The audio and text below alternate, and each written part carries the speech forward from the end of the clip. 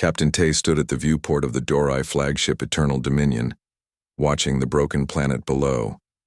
Earth, once blue and green and teeming with humans, now looked dull and gray.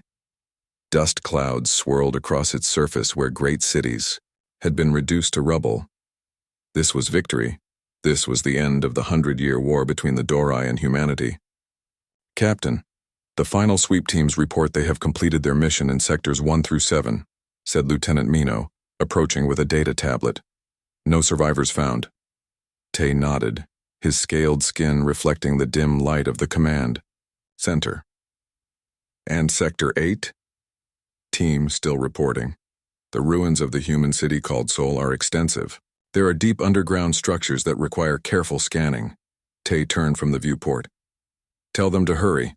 High Command wants us to leave orbit in 3 days. The planet has been declared clear." "Yes, Captain." Tay had fought humans for 20 years. He had risen through military ranks during this war, earned medals for bravery, lost friends to human weapons. Now, at the moment of final victory, he felt empty. The humans had fought hard, but in the end they could not match Dori technology. The genetic weapon that stopped humans from having children had been the final blow. The remaining humans aged, fought, and died. No new generations replaced them. His communication device buzzed. "Captain Tay, this is Ground Team Leader Suk. We have a situation in Sector 8. Request immediate guidance." Tay frowned. "What situation, Team Leader?" "Sir, we found a human child." The command center went silent. Officers stopped working and turned to listen. "Repeat that," Tay ordered. "A human child, sir. Male. Approximately 8 years old according to our data on human development. He was hiding in a bunker beneath a collapsed building." Tay felt his heart's beating faster. "That's impossible. The genetic weapon has been active for over 15 years. There can be no human children." "Nevertheless, sir, he exists." "What are your orders?" Tay knew the standard order. Any remaining humans were to be terminated immediately. That was protocol. But a child that should not exist? "Bring him to the ship," Tay said. "Maximum security. I want to see this for myself." 2 hours later, Tay stood outside the containment chamber in the science wing. Through the transparent wall he could see the human child sitting on a simple bed. The boy was small, with dark hair and thin limbs. He wore dirty clothes that were too big for him. His skin was pale, but his eyes were alert, watching the Dori scientists who moved around outside his prison. Science Officer Nari approached Tay, her steps quick and excited. "Captain, this is extraordinary. All our data indicates human reproduction became impossible after the deployment of Weapon GX-7. Yet here he is." "How is this possible?" Tay asked. Nari's eyes gleamed with scientific curiosity. "We've taken samples. For testing. Perhaps a mutation that resisted our weapon. Perhaps some technology we didn't know about. Either way, this is a significant discovery." Tay looked at the boy again. The human child didn't seem afraid. He sat calmly, watching them with dark eyes that seemed too old for his small face. "Does he speak?" Tay asked. "Yes. He calls himself June. He answered basic questions about where we found him. He says he lived alone in the bunker for a long time. When we asked about his parents or other humans, he simply said, 'They're gone.'" Tay stepped closer to the transparent wall. The boy, June, looked directly at him. There was no fear in his eyes, which disturbed Tay more than screaming or crying would have. "I've notified High Command," Tay said. "They're sending representatives to collect him for study. They'll arrive in 2 weeks." Nari nodded. "With your permission, Captain, I would like to begin preliminary research. This may be our only opportunity to study a human child.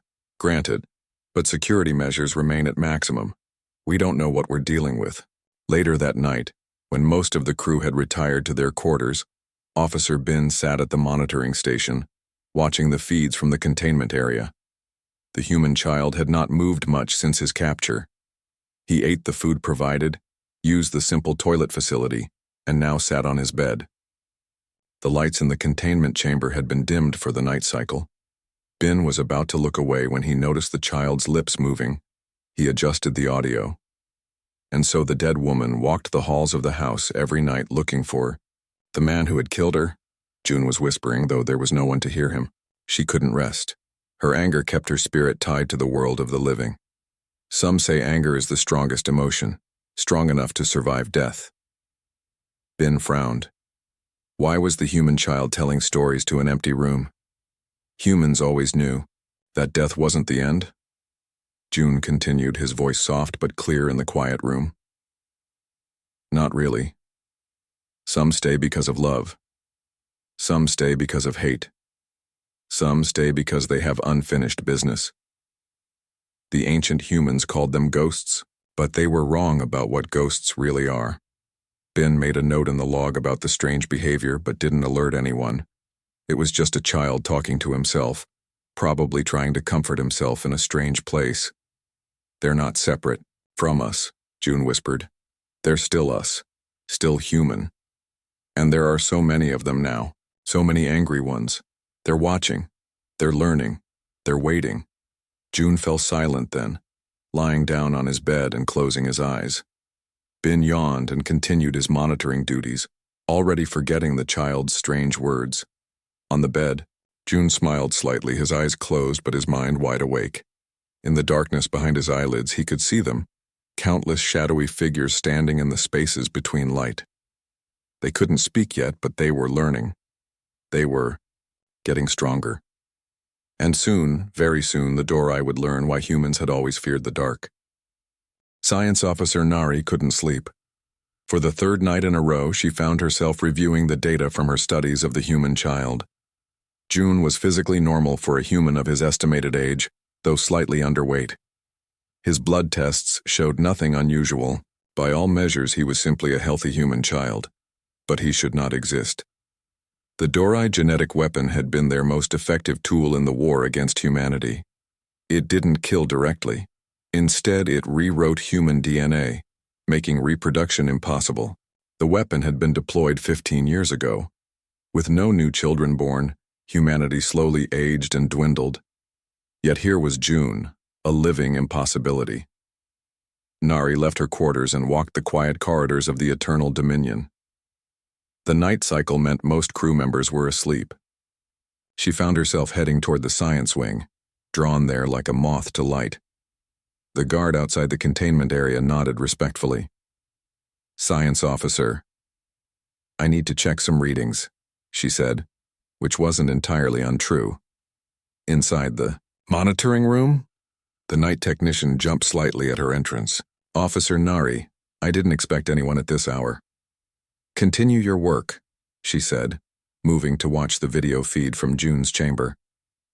The human child was sitting up in bed, his eyes open and staring at the wall. His lips were moving.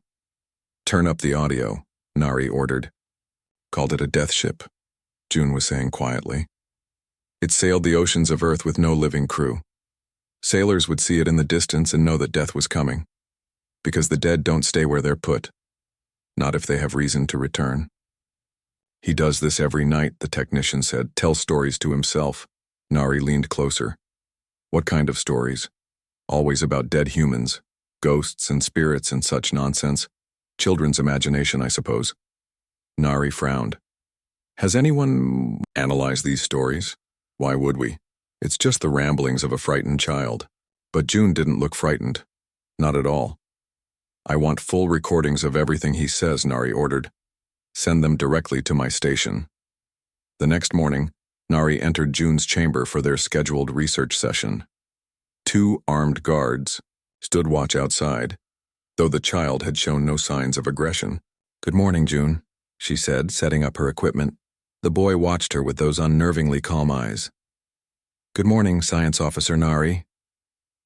I'd like to ask you some questions today. Is that okay?" June nodded. "Where did you come from?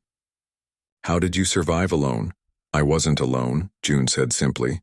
Nari looked up from her datapad. "But the scanning team found no other life signs in your bunker. They weren't looking for the right kind of life." A chill ran down Nari's spine. She changed the subject. "I heard you telling stories last night. Stories about human ghosts. Where did you learn those stories? Everyone knows those stories, June said. Humans have always told them. Why do you tell them when no one is listening? June smiled slightly. Who says no one is listening? Before Nari could ask another question, her communication device buzzed. It was Captain Tay requesting her presence on the bridge immediately. When she arrived, she found Tay looking more serious than usual. We have a situation, he said, leading her to a private briefing room. Inside, Security Chief Hyun was waiting, his expression grim. 3 crew members have reported unusual experiences during the night cycle, he said without preamble. Engineer Day claims she saw a human figure standing in the engine room, watching her. When she approached, it vanished. Technician Gill reports hearing human voices whispering in empty corridors, and Navigator Yan woke to find what appeared to be a human child standing at the foot of his bed. When he turned on the lights, nothing was there. Stress reactions, Captain Tay said firmly. We've spent years fighting humans. It's natural that some crew members might experience psychological effects. With respect, Captain, Hyun said. All 3 incidents happened within the same 2-hour period last night. Nari thought of June, sitting up in his bed, whispering stories about human ghosts. There's something else, Hyun continued. Equipment failures in multiple sections, temperature drops in sealed chambers, and this. He activated a display showing security footage from a corridor near the science wing. The image showed an empty hallway, then a strange distortion moving across the screen, like a heat wave. As it passed, the lights flickered. Could be a power surge, Tay suggested, but he didn't sound convinced.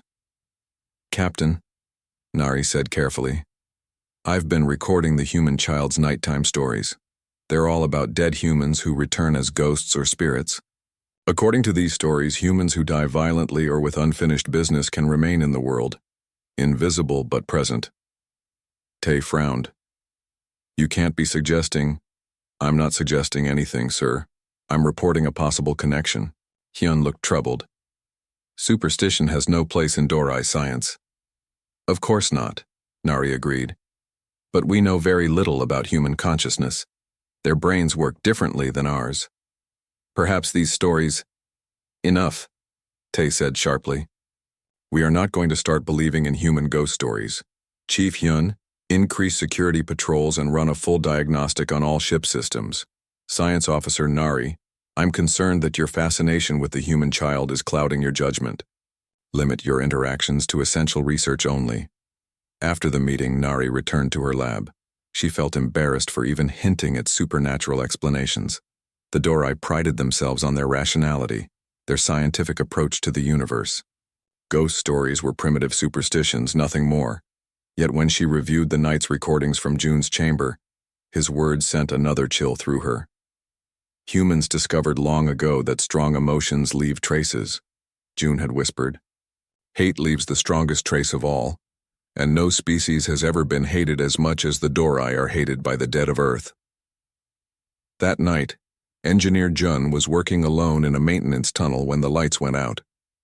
His portable light cast long shadows as he tried to locate the problem. The air felt suddenly cold. Who's there? He called, hearing a soft sound behind him. He turned, shining his light into the darkness. For a moment, he saw nothing. Then a face appeared in the beam of light. A human face, gaunt and gray, eyes empty as space. Jun stumbled backward, dropping his light. When he managed to retrieve it, the face was gone. In his containment chamber, June smiled in the darkness. They're learning, he whispered. They're getting stronger. Soon everyone will see them, not just me. On the bridge, Captain Tay reviewed reports of more equipment failures, more sightings of shadowy figures, more unexplained noises. He tried to maintain his rational Dorai mind, to find logical explanations. But when he returned to his quarters and found Earth soil, real dirt from the dead planet below, sprinkled across his bed, he could no longer deny that something very strange was happening aboard his ship. And in the darkness of the Eternal Dominion, the whispers continued to spread. Captain Tay called an emergency meeting with his senior officers. The ship had been in orbit around Earth for 10 days, and things were getting worse. No one had slept well for 3 nights. The reports of strange sightings had tripled. "This ends now," Tae said, his voice harder than usual. "Security Chief Hyun, report." Hyun stood, his normally confident posture now stiff with tension. 3 crew members went missing during last night's shift. We found them 4 hours later in unused storage chambers. All were unconscious. They have recovered physically, but none can recall what happened to them. "Medical report?" Tae asked. Medical Officer Suk spoke up. Their body temperatures were unusually low. Brain scans showed activity patterns I cannot explain. When they woke, all 3 spoke of cold hands touching them and voices whispering words they couldn't understand. Tae slammed his fist on the table. "I want answers, not ghost stories." "Sir," Hyun said carefully, "we reviewed security footage from all areas where the incidents occurred. We found this." He activated a display showing a corridor where one of the missing crew members had last been seen.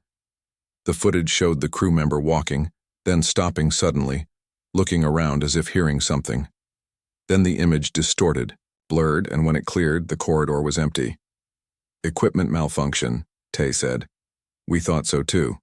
But the same distortion appears in all 3 cases just before crew members vanish. And our system's diagnostic found no technical explanation." "Science." Officer Nari had been quiet until now. "Captain, I believe these events are connected to the human child." "Explain," Tae demanded. "Every night June tells stories about dead humans who can affect the living world. The incidents began after he was brought aboard and have increased. As his stories continue, I don't want theories based on superstition," Tae cut her off. "I want facts." "The fact is," Nari said firmly, "we don't understand humans as well as we thought. Their consciousness may function differently than ours. What if these are not supernatural events but natural phenomena we simply don't comprehend?" Tae considered this. "What do you suggest?" "Complete isolation for the human child.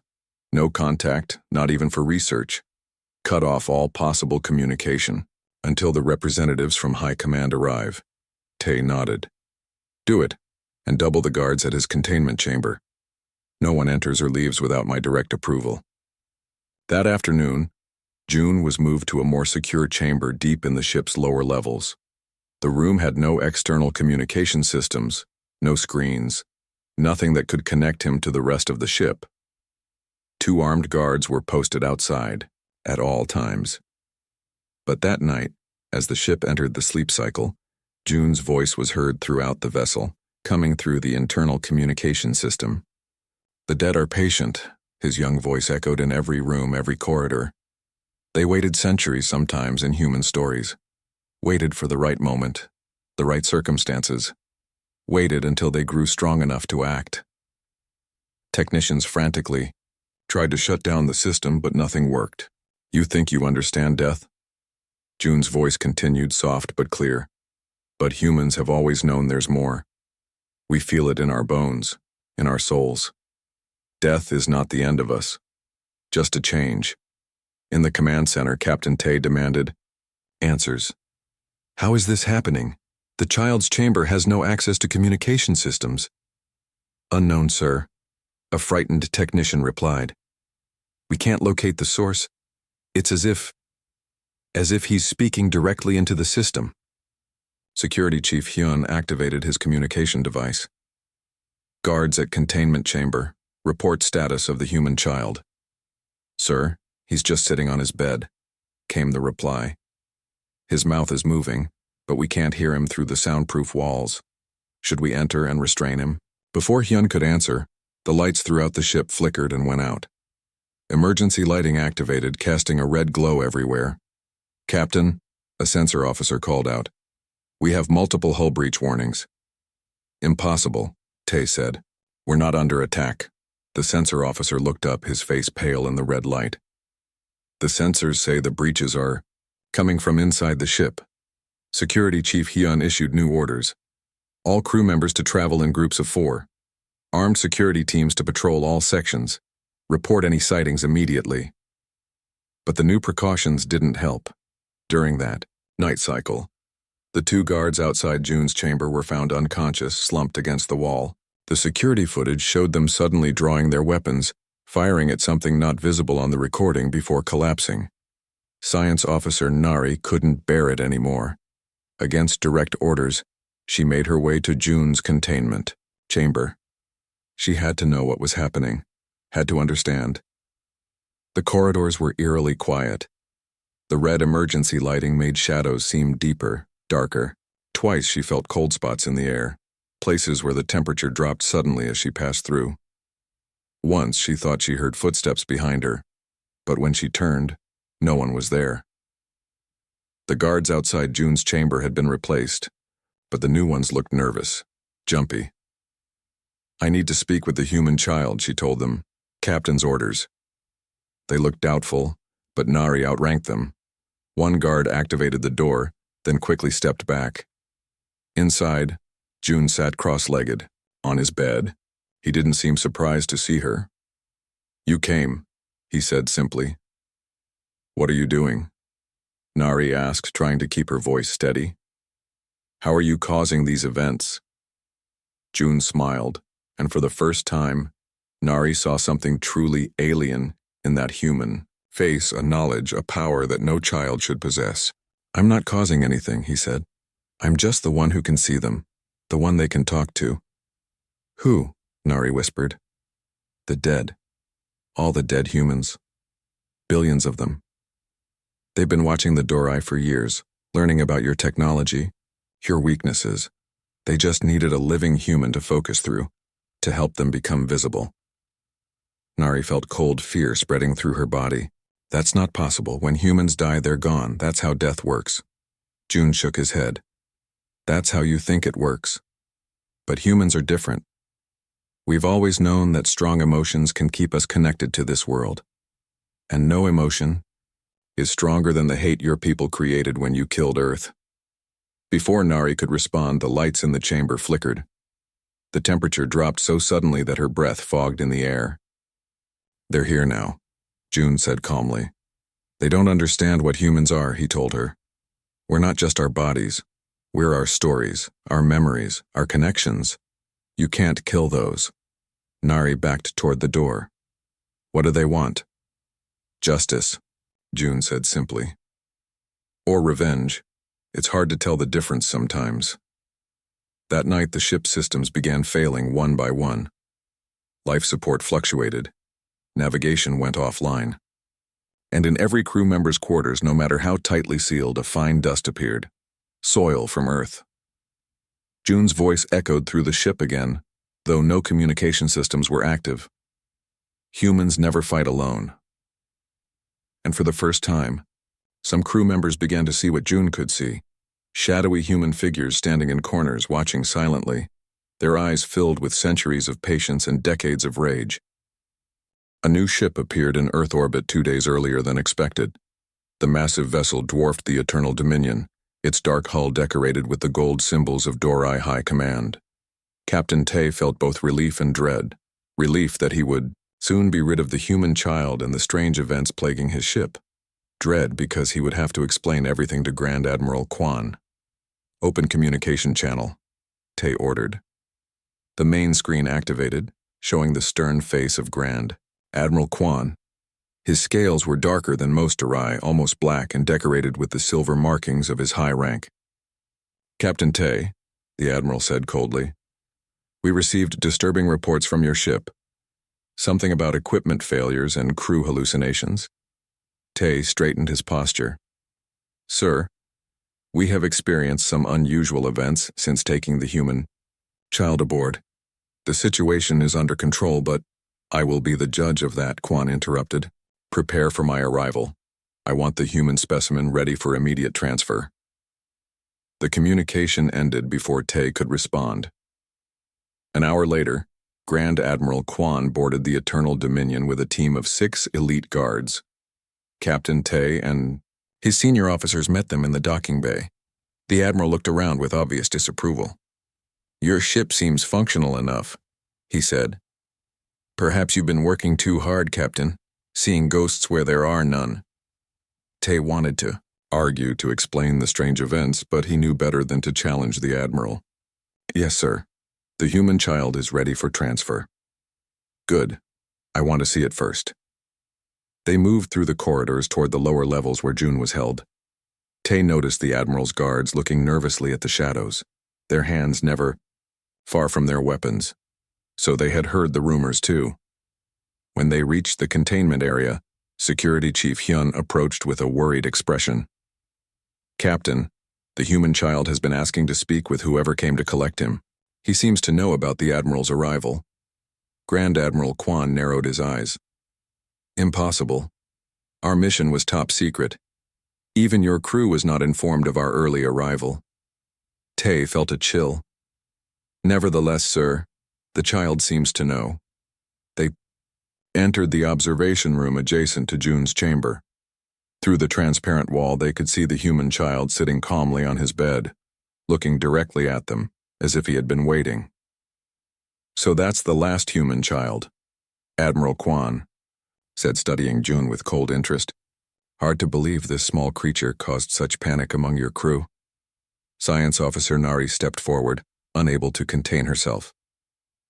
Admiral, with respect, there's something you need to know before you take him. And you are? Kwan asked, dismissively. Science Officer Nari, sir. I've been studying the human child since his capture. And what is it I need to know, Science Officer? Nari took a deep breath. Sir, I believe we fundamentally misunderstood humans. They are not simply biological beings like us. Their consciousness functions differently. They have abilities we never detected or understood. The Admiral laughed. We studied humans extensively before deploying our weapons. They are primitive creatures with no special abilities. But sir, Nari persisted, my research suggests their consciousness can exist, independent of their physical bodies under certain conditions. The stories the child tells. Stories? You're basing scientific claims on children's tales? The Admiral's voice was mocking. Captain Tay stepped in. Admiral, my officer's theories aside, we have experienced unexplainable phenomena aboard this ship. Equipment failures, crew members seeing things, temperature fluctuations. Enough, Kwan cut him off. I expected better from you, Captain. Superstition has no place in the Dorai fleet. Your failure to maintain discipline has allowed primitive fears to spread among your crew. He turned to his guards. Prepare the specimen for transfer immediately. As the guards moved toward the containment chamber door, Science Officer Nari blocked their path. Admiral, please listen. The Dorai have always prided themselves on rational thought, on understanding the universe through science. But our science failed to grasp something fundamental about humans. Their belief systems, their stories, their collective consciousness. These things create patterns that continue after physical death. The Admiral's face darkened with anger. Remove her, he ordered his guards. But before they could touch Nari, all lights on both ships went out simultaneously. Emergency systems activated, moments later bathing everything in red light. What is happening? Admiral Kwan demanded. Sir, came a panicked voice over the communication system. We're experiencing total system failures on both vessels. Life support is on emergency power. Navigation is offline. And, sir, the sensors are detecting thousands of unidentified entities throughout both ships. In the containment chamber, June stood up smiling. For the first time, the Dorai saw what he had been seeing all along. Shadowy human figures standing throughout the room, watching silently. More appeared in the observation room, surrounding the Dorai officers. Admiral Kwan drew his weapon. What trick is this? It's not a trick, Nari said softly. It's what I've been trying to explain. Human consciousness operates differently than any species we've encountered. Their emotions, particularly strong ones like hatred and vengeance, create energy patterns that continue after death. Nonsense, the Admiral snapped, though his voice shook slightly. Captain Tay was staring at the figures with horrified fascination. They were becoming clearer by the moment. Men, women, children, all with the same silent, watching expressions. Some wore the tattered remains of human military uniforms. Others were dressed in civilian clothes. All had the same cold eyes, fixed on the Dorai. By wiping out humanity, Nari continued, we created the largest concentration of this energy in history. Billions of humans died in pain, in rage, in despair. Their consciousness remained unable to interact with the physical world, until now. Until the child, Tay whispered, understanding finally dawning. Nari nodded. June is a conduit, the last human child, with a mind still open to possibilities adults would reject. Through him, the collective consciousness of humanity has found a way to manifest. Inside the containment chamber, June placed his hand against the transparent wall. I told you they were coming, he said, his voice somehow audible despite the soundproofing. They've been waiting a long time. Grand Admiral Kwan had heard enough. This is some kind of projection technology, a human trick. Guards, take the child now. The guards hesitated, clearly terrified, as more shadowy figures appeared around them. They're not projections, Nari insisted. They're the consciousness of dead humans, given form through their connection to June. They're real, Admiral, whether our science can explain them or not. And as if to prove her point, one of the shadowy figures stepped forward, passing through the solid wall of the containment chamber as if it weren't there. It stood directly in front of Admiral Kwan, the translucent figure of an old human male. In what had once been Earth military uniform, Admiral Kwan fired his weapon. The energy blast passed through the figure and hit the wall behind it, leaving a scorch mark. The human shape was completely unaffected. They can't be harmed, sir, Nari said quietly. They're already dead. The shadowy figure reached out one hand toward the Admiral's face. Kwan stepped back, his eyes wide with the first real fear he had ever shown. What do they want? He demanded. June's voice came clearly through the walls again. They want justice. Chaos erupted aboard both vessels. The shadowy human figures multiplied by the minute, filling corridors and chambers. Dorai crew members ran in panic or froze in terror. Weapons had no effect on the apparitions, which passed through walls and doors as if they weren't there. In the containment area, Admiral Kwan backed away from the ghostly human soldier standing before him. The Admiral's arrogance had vanished, replaced by growing fear. Captain Tay, he said urgently, we must destroy the human child. He is the source of this phenomenon. Tay looked at June, who watched them calmly through the transparent wall of his chamber. The boy seemed so small, so harmless. Yet around him the shadows of dead humans gathered like storm clouds. Sir, Science Officer Nari said, killing him won't solve this. The energy patterns of human consciousness are already manifesting. Independently of him. He was the doorway, but now the door is open. Then what do you suggest? Kwan demanded. That we surrender to ghosts? A new voice answered. Not June's, but deeper, coming from the ghostly soldier figure. You will listen. Everyone stared in shock. Until now the apparitions had been silent. They can speak, Nari whispered.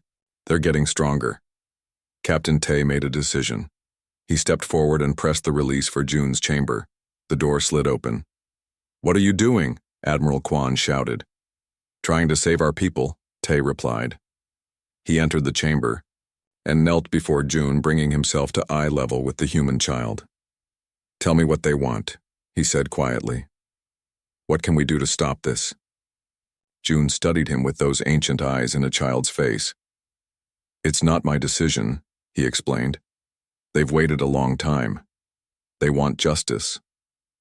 And what is justice to them? Tay asked.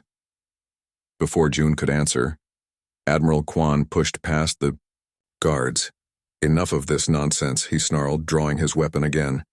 I will end this now. He aimed at June. Tay moved to stop him, but not fast enough. Kwan fired. The energy blast never reached June. The shadowy figures converged in front of him, forming a shield of ghostly bodies. The blast disappeared into Mwae, them with no effect. Then something unexpected happened. The shadowy figures rushed toward Admiral Kwan from all directions. Unlike before, when they simply passed through Dorai bodies, this time they seemed to flow into him. Kwan dropped his weapon and clutched his head, screaming. When the screaming stopped, Kwan stood motionless, His eyes, when he opened them, were different, filled with a cold light that had never been there before. When he spoke, it was not with his voice.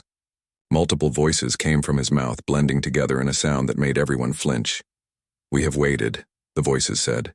"We have watched. We have learned." Tay stepped forward cautiously. "Who are you?" "We are humanity," the voices replied. "All that remains of us. The consciousness of billions preserved by hatred and the desire for justice." "And what is justice?" Tay asked again. The possessed admiral turned to look at him. "You sought to exterminate us. You deployed weapons to prevent our reproduction. You bombed our cities. You hunted the survivors. You believed you had won." Nari spoke up. "We thought we understood humans. We thought you were just bodies, just biology." "That was your mistake," the voices said. "Humans have always been more than flesh. Our stories taught us that consciousness can survive death. We didn't know if it was true until you gave us no choice but to find out." Tay looked at June, who watched the exchange quietly. "And the child? How did he survive when no other human children could be born?" For the first time, June answered directly. "I was the last. Born just before the weapon took effect. My parents hid me in the deepest bunker they could find. They died protecting me." "But how did you survive alone? You're too young." June smiled slightly. "I told you before. I wasn't alone.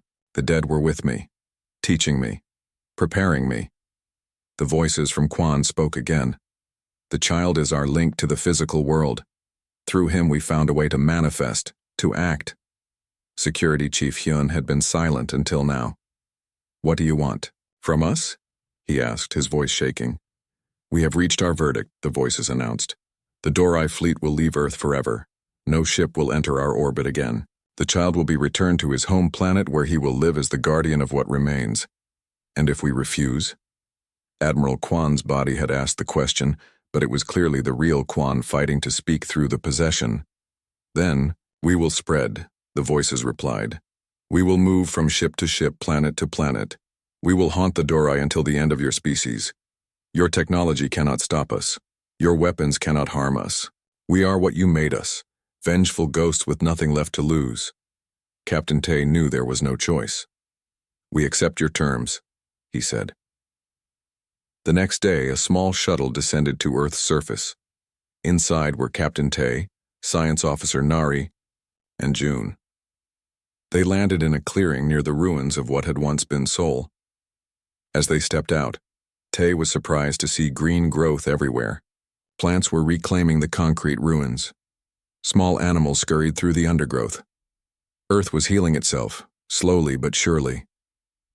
"This is where we found you," Tay said to June. The boy nodded. "This is where I'll stay. The dead will help me survive, and one day maybe humans will find a way to return completely." Nari knelt beside him. "I'm sorry for what we did to your people," she said softly. June touched her scaled hand. "You didn't understand what we are. Now you do." As they prepared to leave, Tay looked back at the small human figure standing amid the ruins and new growth. "Will we ever see you again?" he asked. "No," June said simply. "But we'll be watching. Always watching." From orbit, the Dorai ships began their departure. On the bridge of his vessel, Admiral Kwan stood rigid, his eyes still glowing with that strange light. The human consciousnesses had not fully released him. He would return to the Dorai homeworld as a living reminder of the agreement, a permanent ambassador of humanity's dead. On Earth's surface, June watched the ships become tiny points of light and then disappear. Around him, barely visible in the evening light, stood the shadows of his people, billions of them, stretching to the horizon in every direction. "We won," he told them. The ghost of an old woman, perhaps his grandmother, perhaps someone else entirely, placed a hand on his shoulder. He couldn't feel it physically, but he sensed the touch in his mind. "No," her voice whispered in his thoughts. "We survived. That's better than winning." June smiled and began walking toward the bunker that had been his home. He had work to do. The plants needed tending. Animals needed care. And the stories, all the stories of humanity, needed to be remembered and told, because somewhere, someday, there might be other human children. And when they came, June and his billions of ghostly companions would be waiting to teach them what it truly meant to be human, what it meant to be more than just flesh and blood, what it meant to be a species that even death could not erase. The end.